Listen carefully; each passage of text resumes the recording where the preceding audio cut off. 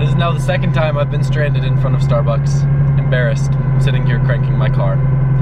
Always, well, I guess I'd say it's always a feeling issue, but last time it was the starter on the S15. I'll show you what it was today when we get back to the warehouse, because now they're staring at me vlogging. Alright, so it's about time to clean this engine bay.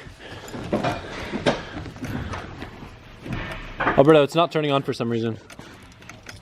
I think you're locking an engine. Yeah, probably. Put an LS in it. Dad jokes. It's crazy how light the steering is when you have no engine in front. Yeah, watch that side. Yeah, what's up with like 8 corners and shit in that mud thingy? So I took them all out. Hold on. Alright, cut it all the way. Hold on, wait. Alright, so now we get the fun part of cleaning out this bay, and right now it's like a mixture of, I'd say like dookie gray and like puke gray. So hopefully when it's all done, it'll be like bright gray. Just so we can get it as prepped as we possibly can for Randy to do some paint work. So I'll show you guys where it's at right now. We'll start spraying it down with some degreaser and see what we can get this thing to look like.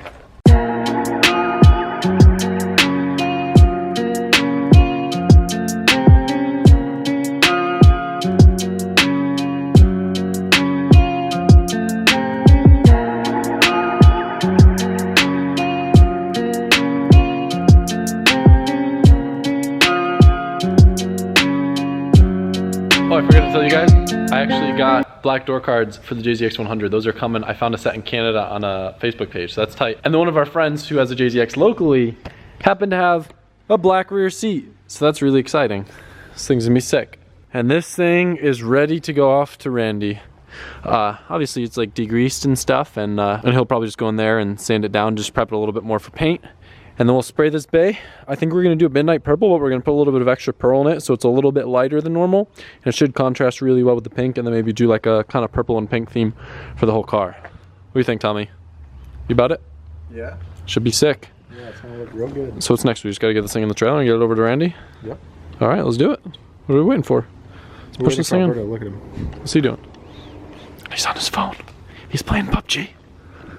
I don't know how much time it would take, but part of me kind of wants to pull the old RB apart and see what's going on.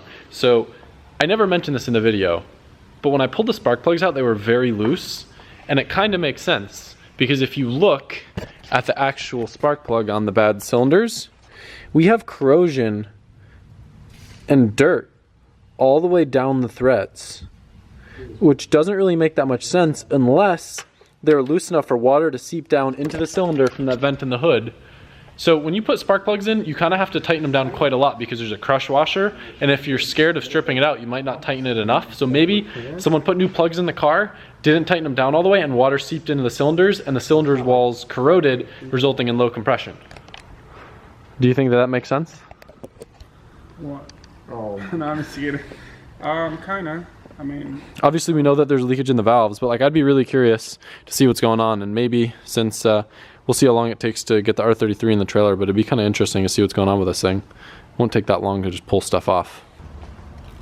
Oh my god, these are so loose. I know that that's actually a pretty bad problem. So people break the studs on RB manifolds like really often. It happens at Ebisu on a lot of the cars. I literally just went to take off one of the exhaust manifold nuts and it was just like not even tight. Like not even tight at all. that's crazy. Oh my god, dude, so loose. Did you see how loose that was? How are you so lucky? Normally they're super hard. No, but on RBs, for whatever reason, they get loose. I wonder if these are new studs. Like, I wonder if someone else replaced them, you know? Roberto's over here cringing. He's like, you're going to lose all the nuts, Sonny. Dude, so loose. Do you see that? I could use it. I could do this with your gun. You got your gun? Right there.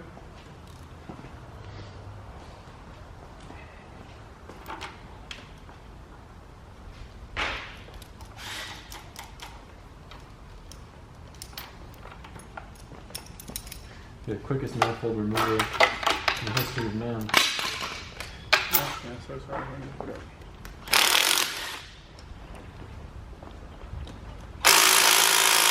I jinxed myself. I jinxed myself. I jinxed myself. I jinxed myself. I jinxed myself.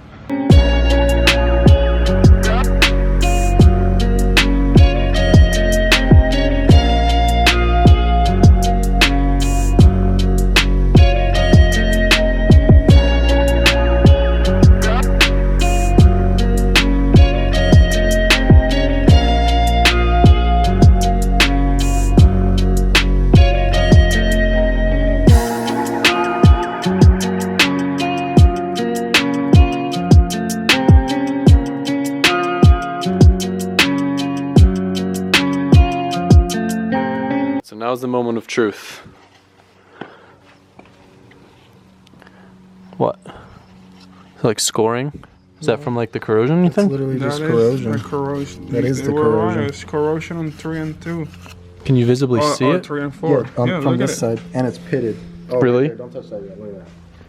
So all that buildup probably wore away at the rings. Yeah, the ring goes up to there, the top ring, so you can't clean the top. All right, so this is a very important public service announcement. If you have a vented hood, either A, don't leave your car outside, or B, tighten your damn spark plugs.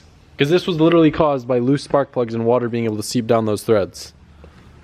Correct me if I'm wrong, but Alberto, if those spark plugs were tight, that crush washer would have prevented the water from entering the cylinder, right? Yeah, pretty much. So, literally just cost us this engine. Is there any detonation because of it? Doesn't really look like much, but it's kind of hard to tell. One very important thing, corrosion, that means the top ring's probably corroded and it's not sealing properly. Oh, on the actual piston. Yeah, so that's probably why you have such low compression on these two. Well, we're probably not going to pull the pistons apart today, but we'll inspect the rings tomorrow. I wouldn't be surprised if I had cracked ring ones, just like my RB did. But I guess it is a good thing that we pulled this thing apart, huh? And look at all that crap. And all this crap sitting on top of the cylinder, I think that was just from literally pulling the spark plugs out. Mm-hmm. Yeah, don't lose those dowel pins. Yeah, put this in a safe or something. Literally. Yeah, so the actual like corners of the piston too, it's all like messed up and corroded and crusty. Tommy, can you rotate the engine so we can just compare it to the front ones? Bro. I can't do that. That's big boost job. Hold that belt.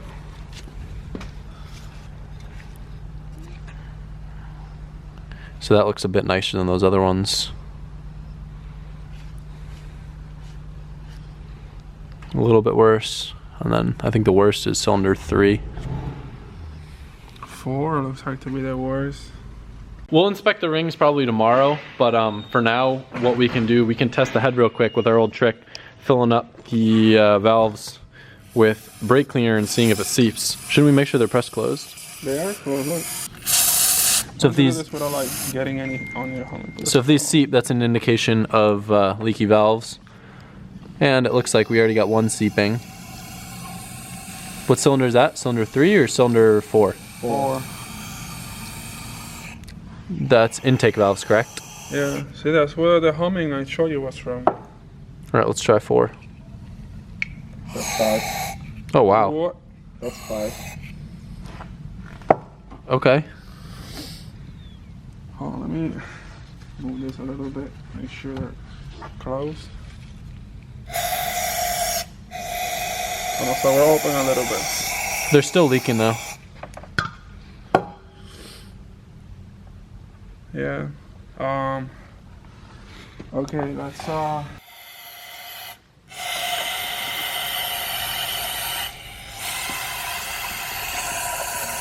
Yep, 3's leaking. yeah, so it's gonna need a wall job. Oh, I'm really glad that we pulled this thing out. What a mess.